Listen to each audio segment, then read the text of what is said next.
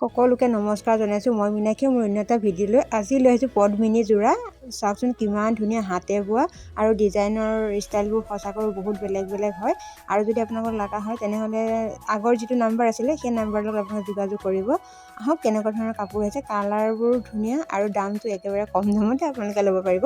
যিহেতু কাপোৰৰ ভিডিঅ' মই দি আছিলোঁ আৰু দিছোঁ, আপোনালোকে চাই ল'ব। আৰু যদি ভাল পায় তেনেহ'লে লাইক, কমেণ্ট, শ্বেয়াৰ, ছাবস্ক্ৰাইব কৰি কাষত থকা বেল আইকনটো দবাই দিব নাপাহৰিব। আহক কেনেকুৱা কাপোৰ আহিছে চাই লওঁ।